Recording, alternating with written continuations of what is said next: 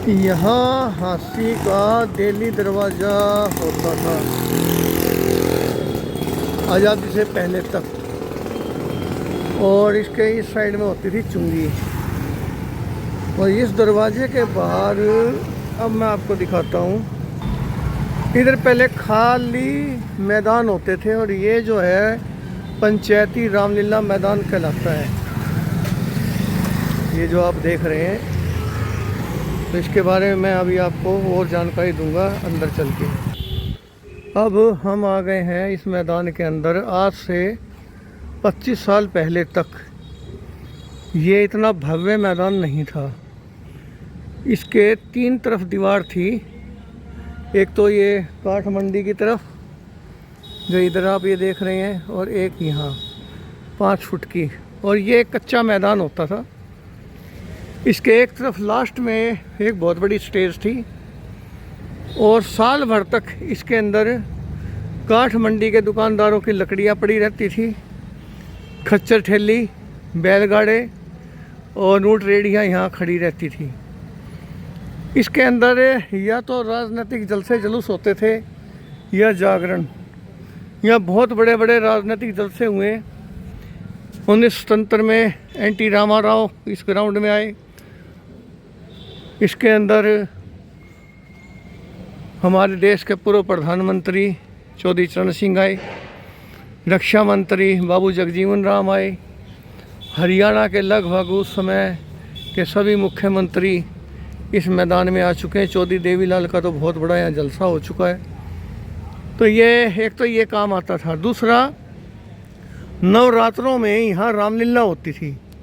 आज जैसे आप ये मंच देख रहे हैं, ऐसी रामलीला नहीं होती थी। इस मैदान में अंदर तरफ एक घेर बनाया जाता था, खूंटे गाड़ के रस्से बांध के उसके चारों तरफ लोग खड़े हो जाते थे, और 3-4 मंच सजाए जाते थे। उनके ऊपर जगह जगह फिर पात्र बैठ करके वो रामलीला करते थे। इसको दिन वाली रामलीला कहते थे, क्योंकि ये शाम के समय होती थी। जैसे अब जो समय है लगभग इससे शुरू हो जाती थी, और दिन छिपने के साथ ही जय बोल दी जाती थी। इसको दिन वाली रामलीला कहते थे। 1947 से पहले तक रात को रामलीलाएं हांसी में नहीं होती थी, और ना ही ऐसे मंच सजते थे। सिर्फ ये एक रामलीला जो है, इसको पंचायती रामलीला ग्राउंड बोलते हैं। तो पंचायती रामलीला होती थी। इस साइड के अंदर एक बड़ा कमरा था जिसमें सामान रामलीला का रखा रहता था, और एक साइड के अंदर लाग का सामान रखा रहता था, जिसमें बग्गी थी और बहुत सा सामान यहाँ रखा रहता था। आज जो बच्चे 30-30 साल के हो चुके हैं, उनको शायद उस रामलीलाओं के बारे में नहीं पता, क्योंकि 2004 के अंदर वो रामलीलाएं बंद हो गई थी। एक एक करके 5 रामलीलाएं होती थी तब। हांसी में 1947 से पहले रात की रामलीलाएं नहीं होती, जैसा मैंने आपको बताया। 1947 के बाद पहली बार हांसी के अंदर रात की रामलीला हुई। वो भी जो आर्य स्कूल है उसके अंदर जय भारत मंडल की तरफ से, और निहाल सिंह और बहादुर चंद देवीलाल वगैरह जो थे, उनका जो एक ग्रुप था वो ये रामलीला करवाता था। और पहली बार रात को मंच सजा था, उसको मान का नौरा बोलते थे उसके अंदर। उसके बाद एक एक करके 5 रामलीलाएं हुई। जैसे दिल्ली जो ये जीन चौक है, इसके पास सुभाष ड्रामेटी क्लब, फिर PCSD स्कूल में है जनता ड्रामेटी क्लब, फिर उमरा गेट के बाहर है जय भारत मंडल, फिर जो बजरंग आश्रम मंदिर है वहाँ बजरंग आश्रम कला मंदिर, और उसके बाद मंडी सैनियान के अंदर रामा ड्रामेटी क्लब। और एक बार सिर्फ हुई थी कृष्णा कला मंच, वो यहाँ हुई थी जहाँ चरण सिंह मार्केट है, ये अपने जीन चौक पे ही, सिर्फ एक बार। वो उसका भी पीछे कोई कारण था। तो ये 5 रामलीलाएं रात को और एक ये दिन वाली ये रामलीला थी। फिर धीरे धीरे जब वो रामलीलाएं हुई तो फिर एक दौर ऐसा आया कि बड़ा पीक पे था वो दौर, हमने देखा है 90 का दशक या 2000 तक भी बहुत गजब का प्रोग्राम रहा। फिर जैसे जैसे नई जनरेशन आई तो गुंडागर्दी बेलगाम हो गई, और फिर ये रामलीलाएं धीरे धीरे, और भी बहुत से कारण थे, तो ये बंद होती चली गई। और फिर ये दिन वाली रामलीला भी बंद हो गई सन 2000 के अंदर। फिर रामानंद सागर की जो रामायण आई थी उसने तो लगभग इन सबको ही पीछे धकेल दिया। फिर यहाँ पर्दे पे रामलीला दिखाई जाने लगी और फिर वो 2004 में वो बंद हुई। तो रामलीला तो पर्दे की रामलीला कुछ समय के लिए शुरू हुई। फिर लोगों में बड़ी बेचैनी हुई, जो कलाकार थे एक एक करके जाने लग गए, कुछ वृद्ध हो गए। पुराने लोग तो अब रहे नहीं जिनको हाँसी की रामलीलाओं के इतिहास का पता हो। तो अब जाके ये पिछले साल 2024 में रामलीलाओं के कलाकार रहे हैं पंडित विनोद जी, जो अब नहीं है हमारे बीच में, स्वर्गीय। तो उनका भाई वो भी रामलीला में रोल करते थे, सुरेश नाम था उनका। वो सुभाष ड्रामेटी क्लब में, दिनवाली में, मंडी सैनियान में उन्होंने काफ़ी रोल किए। वो अक्सर राम का ही रोल करते थे जो मैंने उनको देखा। तो अब ये पंडित जी ने दोबारा शुरू किया। पिछले साल वो थे, अब बीच में उनका देहांत हो गया।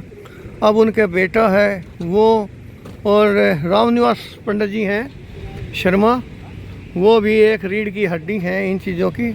इसके साथ साथ बहुत से नौजवान बच्चे साथ लगे और ये शुरू हुआ।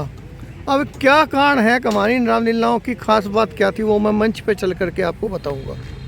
अब मैं लेके आया हूँ आपको मंच के अंदर। सबसे पहले देखिए कि इसको बनाने का तरीका। ये लगभग 4-5 पर्दे लगाए जाते हैं। आखिरी का पर्दा राज दरबार का होता है, फिर कहीं जंगल का है, कहीं महल का है, ऐसे पर्दे लगाए जाते हैं। और यहाँ की खास बात एक और है, एक तो ये माइक। जब आप रात को रामलीला देखेंगे तो आपको पता लगेगा कि माइक यहाँ लगे हुए होते हैं, रखे हुए नहीं होते।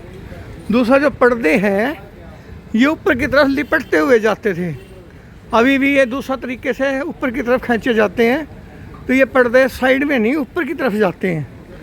और हमारे यहाँ जो लाइटिंग वगैरह वाले हैं या साजिंदे हैं, साज बजाने वाले, वहाँ यहाँ बैठते हैं ताकि किसी किस्म का व्यवधान पैदा ना हो और दर्शक यहाँ सामने।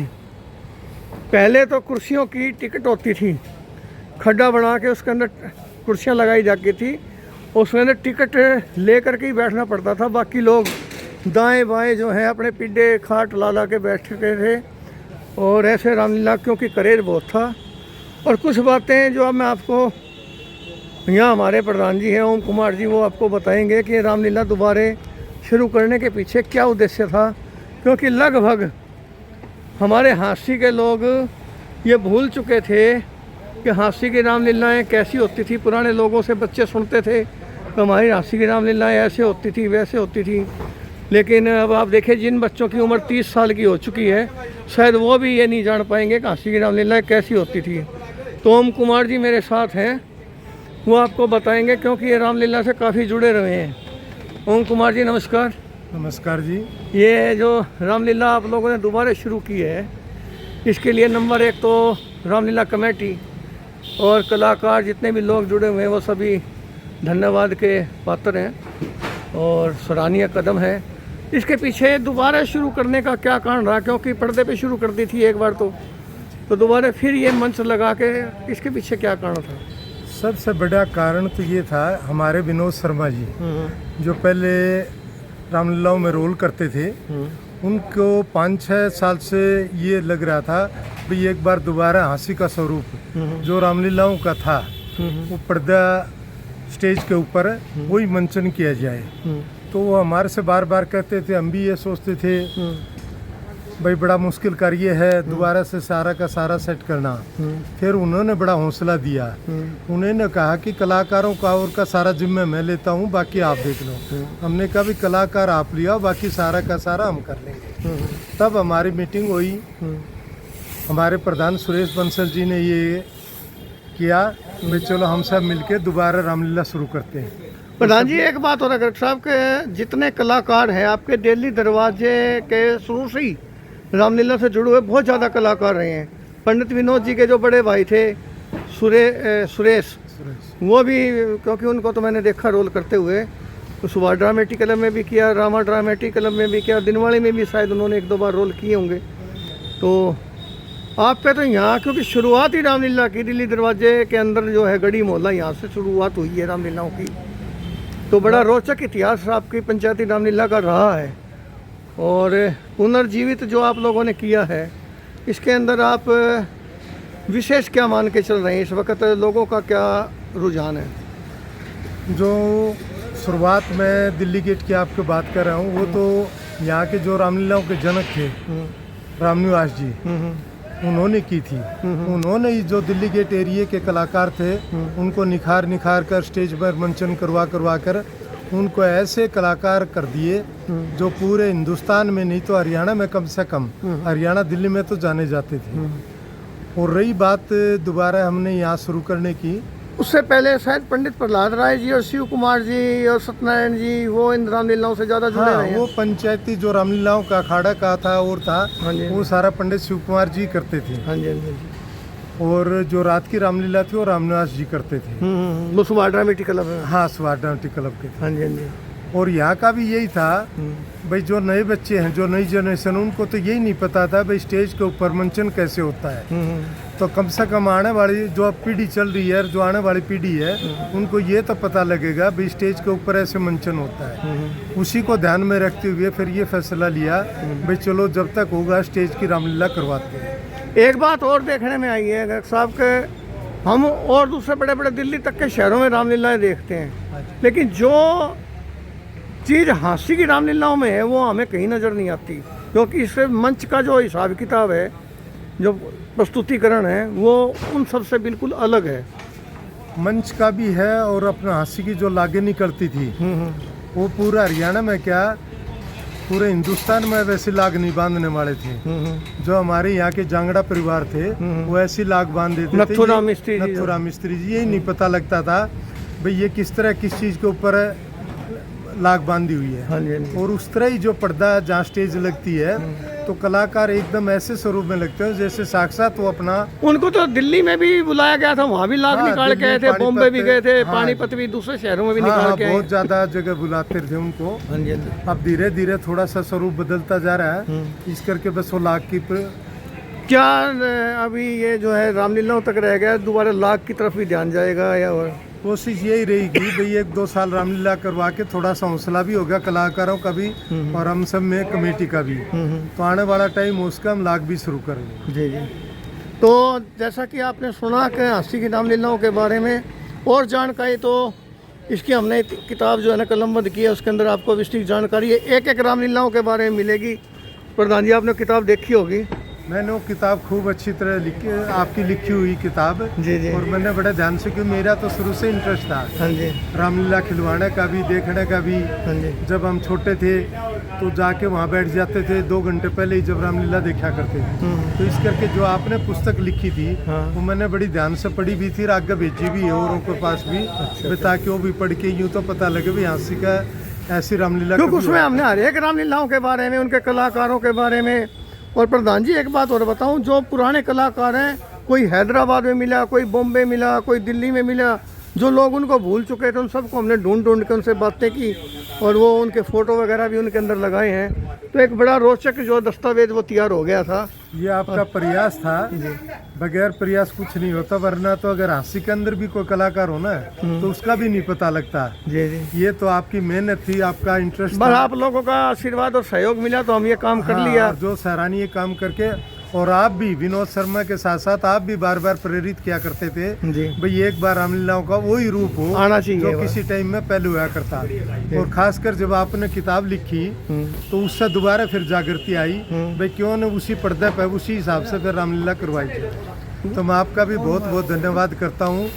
जितना प्रयास विनोद शर्मा जी ने किया था वो प्रेरित करने के लिए आपने भी बहुत बड़ा योगदान ये रामलीला शुरू करवाने के अंदर किया है। धन्यवाद प्रधान जी कि आप लोगों का, और मैं रामलीला कमेटी का भी बहुत बहुत आभारी हूँ कि उन्होंने जो हमारी दिल की इच्छा थी या शहर की इच्छा थी वो पूरी की। और मैं एक बात और पूछना चाहूँ, जो नए बच्चे आ रहे हैं इसको देख के उनके अंदर क्या भावना दोबारा देखने को मिल रही है? उनके अंदर बहुत बढ़िया भावना। अब जब रिहर्सल होती थी तो कम से कम 10-10, 15-15 बच्चे और रिहर्सल भी देखा करते और वो ये कहा करते भी हमने भी कोई न कोई रोल मौका दो काम करने का। तो जो नए बच्चे हैं वो भी मोबाइल और टीवी छोड़ के कम से कम ये स्टेज की तरफ ध्यान होया उनका, तो ये बहुत बड़ी जागृति है। बहुत बहुत धन्यवाद सर, आपका बहुत धन्यवाद। तो इस तरह से आपने देखा काशी की रामलीलाओं के बारे में। बाकी तो आप यहाँ आएंगे तो और ज़्यादा आपको जानकारियाँ मिलेंगी। तो इस तरह से ये मैं झांसी की रामलीला के बारे में थोड़ी जानकारी आपको दी है। बहुत बहुत धन्यवाद।